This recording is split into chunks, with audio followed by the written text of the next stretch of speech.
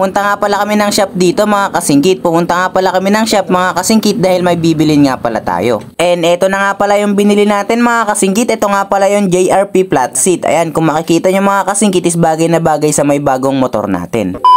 So, what's up mga kasingkit? Ngayong araw nga pala ay pupunta nga pala tayo sa may shop. Pupunta nga pala tayo doon para bumili ng flat seat. And yung flat seat nga pala na yun mga kasingkit is yung JRP flat seat. Bibili nga pala ako ng flat seat mga kasingkit dahil medyo matangkad nga pala yung stock seat nitong Aerox. Kapag ka nagpalit tayo ng flat seat medyo bababa nga siya at mas matutungkod ko na siya. So, nandito na nga pala kami sa may shop mga kasingkit. And dito na nga pala natin kukuhanin yung JRP flat seat. At eto na nga pala yung JRP flat seat na nakuha natin mga kasingkit. Talagang napakaganda. And eto, tinetesting pa nga pala nung pinsan ko na si Jelemer. And tinitignan niya kung sakto nga ba talaga dito sa may Aerox 155 natin. At mukhang sakto nga naman pala yung nabili nating flat seat mga kasingkit. Popogi na naman neto si Toothless. At nakauwi na nga din pala kami mga kasingkit dahil kami na nga lang din pala yung magkakabit ng flat seat. And ganito nga pala yung itsura nung stock seat mga kasingkit. O diba medyo nakatingkayad ako, medyo hindi ko siya natutungkod. Madali nga lang din pala magkabit at magtanggal netong upuan ng Aerox mga kasingkit. Plug and play lang siya. After nga pala ng ilang minutong pagpihit-pihit mga kasingkit is natanggal na nga pala natin yung stock seat ng ating Aerox. At dito mga kasingkit is kinakabit na nga pala natin yung bago nating nabili na flat seat na JRP flat seat. So update ko na lang kayo mga kasingkit kapag ka nakabit na namin. So nakabit na nga pala natin tong bago nating nabili na JRP flat seat mga kasingkit. Kaso nga lang may problema nga pala tayo. Hindi nga pala sakto yung padlock niya dyan mga kasingkit. Kapag ka binababa mo hindi sakto yung pagkalak niya. So no choice nga pala tayo mga kasingkit kundi ibalik na lang yung nabili nating JRP flat seat.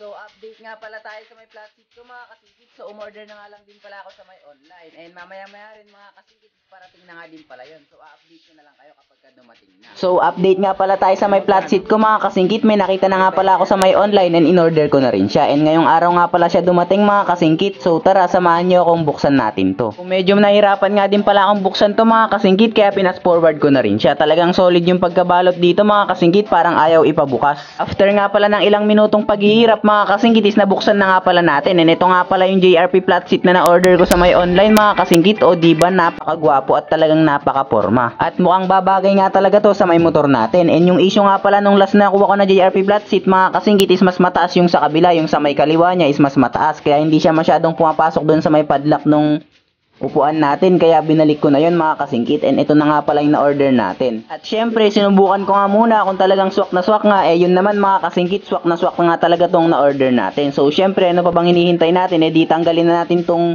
stock seat natin at ipapalit natin yung JRP flat seat. So ano pa bang hinihintay natin mga kasingkit is kailangan nga lang pala natin ng tools dito para matanggal natin tong stock na upuan. So tara, samahan nyo akong tanggalin to. Pero bago nga pala ang lahat mga kasingkit, pagpasensyahan nyo na nga pala at late tayo nakapag-upload dahil nagkaroon nga pala ng issue or problema itong Facebook page ko. Muntik na nga pala tong mahak mga kasingkit. Nakala ko mapapatigil na ako sa pagbablog nun mga kasingkit dahil talagang wala akong malapitan nun mga kasingkit. Hindi ko alam yung gagawin ko dahil nga nahack yung Facebook page natin. So buti na nga lang pala is nakita ko nga pala si Idol UL Amparo. Siya nga pala yung nag-ayos ng Facebook page ko mga kasingkit. Kaya maraming salamat nga pala sa'yo Idol UL Amparo sa pagtulong sa mapag-ayos ng aking Facebook page. So update nga pala tayo mga kasingkit. So nakabit na nga pala natin yung bago kong bili na JRP flat seat. O diba talagang napaka-pogi, nakakadagdag pogi talaga ng motor pagka naka-flat seat. Syempre isusunod na nga din pala natin dyan yung shock, yung pipe at saka yung panggilid. So update ko na lang kayo mga kasingkit.